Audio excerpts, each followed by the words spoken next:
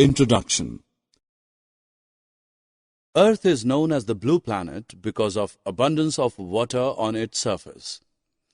In fact, 70% of Earth's surface is covered by water. However, in summer, everyone talks of shortage of water. Strange, isn't it? What is even more strange is a couple of months later during monsoon, we talk of floods. In this lesson, we will learn about the effects of droughts and floods on Earth. We will also learn the ways to overcome these problems. Have you ever wondered where the rain and snow goes after reaching Earth? Rainwater flows as streams. It fills up ponds, lakes, and rivers. It falls into the sea and oceans. The snow falls on mountains and later melts into water. This water flows down the mountains in the form of streams and rivers. Thus, most of the water received from the sky finally flows into the oceans sooner or later. Not all the rainwater flows into rivers and ultimately into oceans. Some of it is absorbed by the soil as well. This water is known as groundwater. Groundwater is the source of water for many lakes and wells. Hand pumps and tube wells tap this source to provide water for consumption. However, overuse of groundwater has led to its depletion. As a result, we need to dig deeper and deeper to locate groundwater. In areas with little or no vegetation, the topsoil is loose and gets washed away by rainwater. Such areas get covered with concrete. As a result, there is reduced seepage of rainwater into the ground. This also contributes to reduction in groundwater. In our country, most of the rainfall occurs during June, July, and August.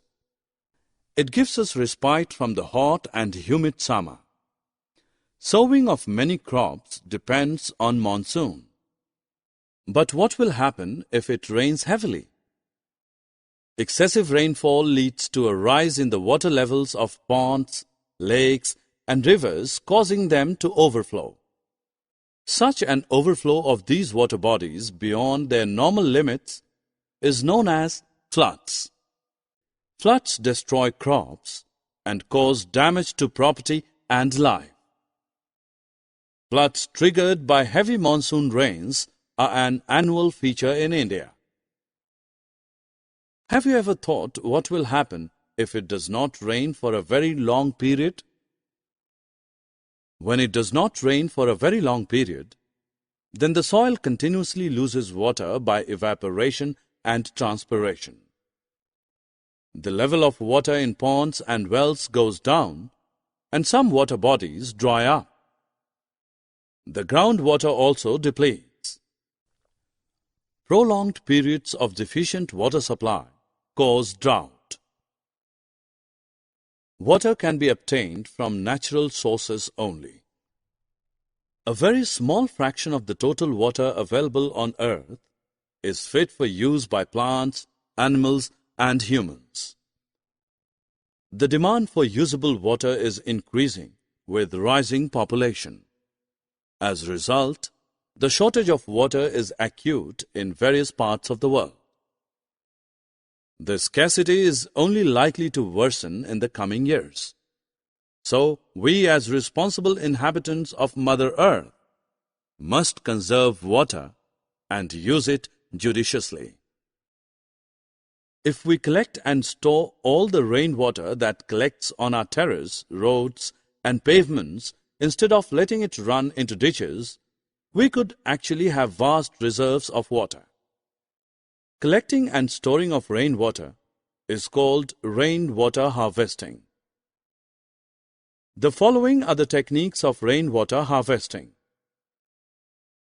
The rainwater is collected from the rooftop in a storage tank through pipes to be used later for various purposes. Alternately, Instead of collecting the rainwater in a tank, the pipes can carry the rainwater to a pit dug in the ground. The rainwater then seeps into the soil to recharge or refill the groundwater. Another technique of rainwater harvesting is the one in which the runoff on the ground is used to recharge groundwater. Summary. Let us summarize what we have learned. Excess rainfall causes flood, and no rainfall over a period of time causes drought. The amount of usable water on earth is limited, so it needs to be used wisely. Collecting and storing of rainwater is called rainwater harvesting.